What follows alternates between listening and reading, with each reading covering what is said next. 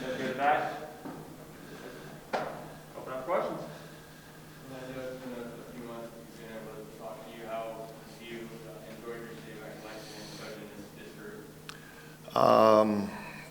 I've been really enjoying myself.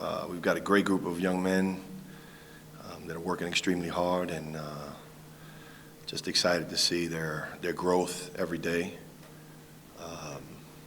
and excited to see where this takes us. With Jacob and Lance out, what is this team missing that those guys can provide whenever they are healthy? Those guys are unique. They bring a certain toughness, a different energy. Not that we're missing it, but it's something that they add to our team, which is a great luxury to have when you have the kind of depth that we do have. But it's given Bryce and Damian an opportunity to come out and get some great experience and playing time now with going up against some other guys. So it's going to benefit us down the road. This long season, injuries is part of what we have to deal with in athletics, and they've been great in terms of stepping up and doing what we've asked of them. Specifically about Bryce, what have you seen from his development? It seemed like he was exceeding expectations early, then he got hurt, and then maybe stepped back a little bit. Not necessarily that he stepped back, it's that some of those other guys had stepped up, and it's given Bryce an opportunity to get better defensively, understand our schemes, get in better shape, and I think he still has a really bright future, and he's doing a lot of good things, and this time has helped him. We've been in an era for a decade or so where it's a three-pointer or a dunk. We're taking it to the basket. Not a lot of mid-range jumpers anymore. What's it say about Keon and maybe other guys who say, hey, I can't hit that one, but I can hit this one? I think that's something that we bring a little different. Not only just Keon. I mean, obviously Keon had a great game where he can hit those long extended twos, but Ty's done a great job, and it's an area that we focused in on our guards to be able to get to some of those runners, which is where we see the game is going back to. Yeah, you had those extremes in previous years, but when you can get to that little mid-range area and throw the little floater or get to the 1-2 dribble pull-ups, when you don't necessarily have to get all the way to the basket and put yourself at risk of charging, getting your shot blocked or anything like that, gives us an opportunity, even on those missed shots, to be able to go in and rebound so that, we can help Oscar get another 20 rebounds. You have to break the will of some players who just say, man, I don't want an 18-footer. I want to shoot a 23-footer or do something different they're not accustomed to. No, I mean, we still want to take good shots. It's what we try to teach them. And wherever that comes, in rhythm, in stride, whether that be a 23-footer, we've seen Ty shoot a couple of those as well, but in rhythm, or just to get into, like Keon was able to do, get into, the 17, 18-foot shot that's comfortable and you're in rhythm, and it's a shot that we practice every day. You said the dynamic seems to be changing with regard to taking it to. Is black charge one of the main reasons? Yeah, absolutely. Absolutely is the main reason. It's a big. It's one of the reasons. Obviously, in teams that have shot blockers there, it ends in the same result, which is another opportunity for the team to get a different. You lose a possession. So we don't want to give teams extra possessions, and this is another added tool that our guys can have in their toolbox. Speaking of 20 rebounds, where is Oscar in terms of developing a low-post game? It's funny, Jerry, because Oscar was and has always had a low-post presence. And with us wanting to expand his game a little bit, he's been able to show that 17-foot jump shot. But we still don't want it to negate his strength, which was being able to score around the basket. So it's just a matter of getting him back comfortable with playing with his back to the basket again, and then looking for opportunities for him to get touches around the basket, because he's a presence in there and can cause a lot of problems, and also allows him to draw some fouls and put people in foul trouble and get to the free throw line, which he's a pretty good free throw shooter as well. For any team, how important is a low post presence? Oh, it's huge. It's huge. You have to have an inside presence, because on certain nights you're not going to be able to make shots. You're going to have to rely on your defense. You're going to have to rely on getting easier baskets, which may be coming off, scoring off your defense or going into the post. So, you know, those are the games that you shoot 70% from three and from the floor. Those are great, right? But we know that's not realistic. And in order to get to where we want to try to get, we've got to be preparing for those rough games that the ball isn't going in quite honestly, and we have to get easy baskets off of our defense or in the post or in the paint. And not necessarily just the post, but in the paint. I noticed, I think it was before the Ohio game, warming up, you were working with him on each block. Yeah. And I'm wondering, when in the games, I can't quite figure out when he gets the ball, what he's thinking about attempting to do, like up and under or whatever. Yeah. Maybe what is his? Well, you're noticing the same issues that we're noticing and we're watching on tape, is that he's got a lot going on in his head, right? It's to simplify it. You don't need to be overcomplicated. Just get to a spot, get to your hooks. And once they figure out how to stop that, then you counter it. And that's it. You shouldn't have 13 things going in your head. I'm going to up and under, step through, I'm going to dance. No, we're not doing all that. Just keep it simple, get to a spot, be strong and explosive. So it's just trying to keep that to a minimum so that his head is not cluttered. How good are his teammates in feeding him the ball in the post? And how good is he as establishing a target? So you're like, here's my left hand throwing. Yeah, he's really good. He's really good. I mean, he's strong, he's wide, and he knows how to leverage. And so our guys are doing a good job when the opportunities are there to get him the ball. And he just got to keep seeking those opportunities. And, you know, we look to try to continue to build off that.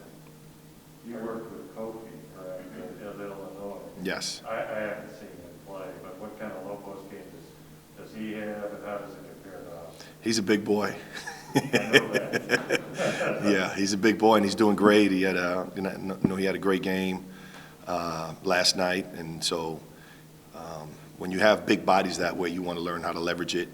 You got to get low, you got to run, work for positioning early, do your work early, those kind of things, and you know, not just with Oscar, but also working with Lance on some of those things, and even Damian, even though he may be a little bit more frail of stature, but just figuring out and understanding the timing of when to post.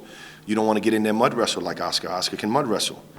Damian's not going to mud wrestle. He's going to use quickness, element of surprise, angles, anticipation, those kind of things. So those are some of the things that we're trying to teach those guys to incorporate into their game. It seemed like against Ohio, Bryce really thrived when he was forced kind of into the post a little bit more because of the foul trouble situation. Where is he in that part of his game versus playing on the perimeter, which it seems like where you all want him to play? You know, Bryce has a unique game. He's got a lot of versatility to his game because he's so skilled, and he is 6'7", 220. So he can play both inside and outside.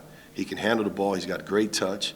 You know, our challenge to him is to continue to get him to stay motored up, keep after it on the defensive side and rebounding, and let the rest of the game come to him. But he's someone that you certainly can throw in the post and post him, or you can have him out on the perimeter where he can handle the ball, make shots, and make plays for other guys. You know, you've seen him rebound the ball in games and bring it down and be able to make good decisions. He's capable of all of that. You know, it's just a matter of him continuing to feel confident, develop, and get himself in the best shape possible so that when his opportunity arises, he can maximize those chances. In your playing days, how much low post play did you do? I was a center in high school, Jerry, and then had to learn how to become a wing. So I've always had a feel in the post, and you know, then started to have to develop my outside game and shooting. I didn't shoot a three till I got to college, so you know, I had to work to get. You know, I got a bunch of guys that blame me a lot for their turnovers, but I was in the post. I wasn't handling the ball. Speaking of turnovers, how do you feel like Ty has kind of progressed from game to game? Early on, the shot wasn't falling, but last couple of games, it seems like he found ways to pick his spots and kind of just slow the game down. Yeah, Ty is very unique for a young player because he has this certain poise to him where he doesn't rush the game. He doesn't. He lets the game come to him. He's not trying to seek it. He goes into the flow of the game. If you guys have noticed, at times you think, okay, He may not look like he's running hard. He may not look like this, and all of a sudden he's got 20. You know, he just lets it come to him, and that's a great attribute to have for a young player and a guard. But when it comes down to when we need to make some plays, he's the guy that's going to be making some plays for us. You know, his continuing to grow and get comfortable and feel, and the chemistry that he and Xavier have, and some of those other guys have with him, is just starting to flourish and starting to show. You know. How's your unusual challenge to him as you guys continue to get more usage, more responsibility on him? He's got to continue to defend. He's got to continue to push. He's got to get in great shape because we're going to demand a lot of him. You know, he's earned the right to be starting and playing the way he's playing, and we're gonna need to continue to lean on him. So he's got to make sure that he's in great shape. How unusual is it for any freshman or any player to let the game come to him as opposed to forcing the issue? It's rare, special. That's why when you see someone doing it, it stands out because the instinct is to want to try to make an impact right away, right? He's got all these accolades. He's got all this hype coming to him, and you want to try to put your stamp on the game, and sometimes that becomes a detriment to the team, and he doesn't allow that. He just flows with the team and the guys. It just adds to the great chemistry that our team has. Cal talks about these being tune-up games to a degree, and I know you don't want Oscar in foul trouble, but what have you learned about your team when he's off the court? Because Cal says we need him on the court. Well, we've learned that some other guys can get in there and mix it up. Obviously, it gave Damian and Bryce an opportunity.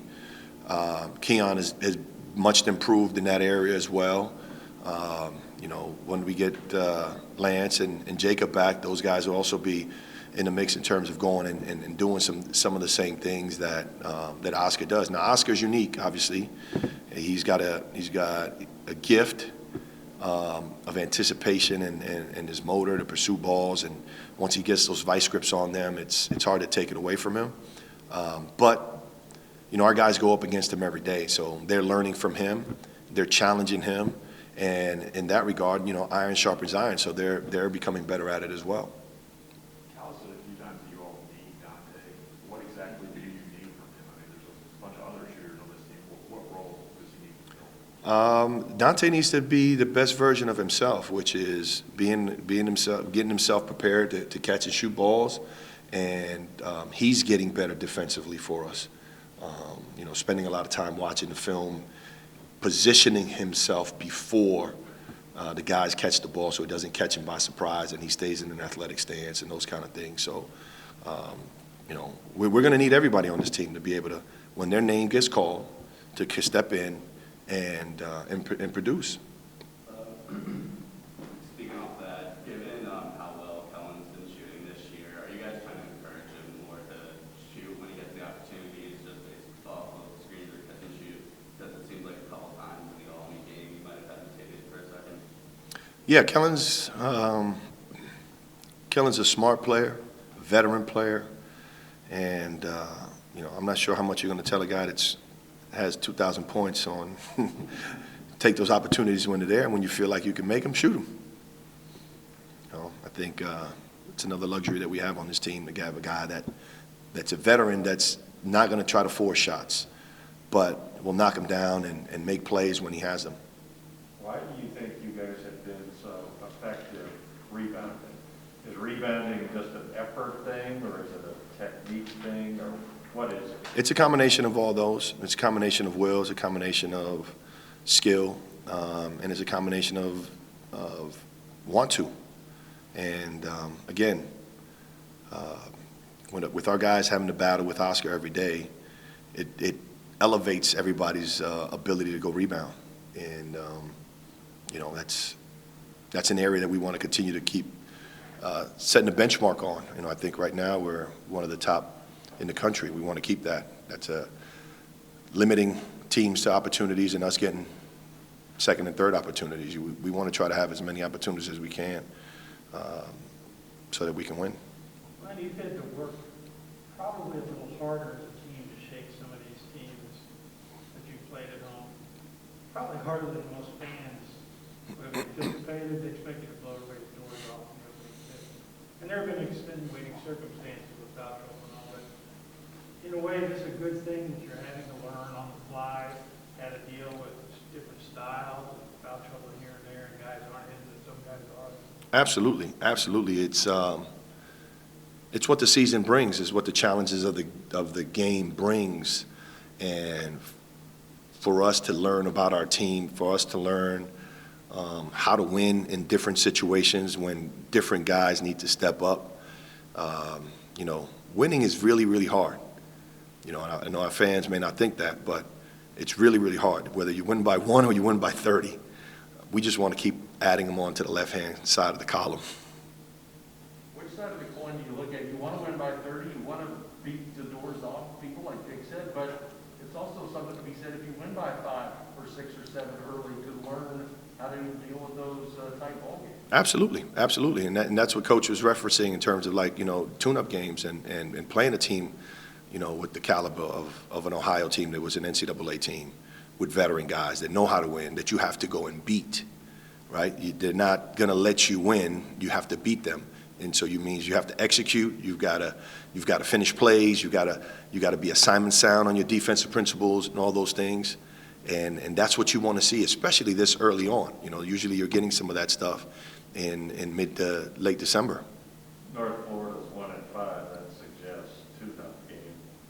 What do you Does that suggest that to you? It does. It's the next opportunity for us to get better, Jerry. Honestly, and we're not looking at, we're respecting our opponents, but it's an opportunity for our team to grow and get better. There's areas of our game that we need to keep getting better, tightening up, to prepare for where we want to try to go, and they just happen to be the next opponent on our schedule. Orlando, there's been a lot of speculation about what Shaden Sharp can do when he gets here. What do you think realistic expectations should be for a guy that talented but is coming into a team facility? You know what? That's a question I think that Cal can answer. We're extremely excited that he's going to be here with us to get acclimated to our culture, to get to be working out, and it's another guy that's going to be able to push us in practice and get used to the strength and conditioning program and the nutritional program and all that stuff. And then what happens from there, you know, I think it's anybody's guess.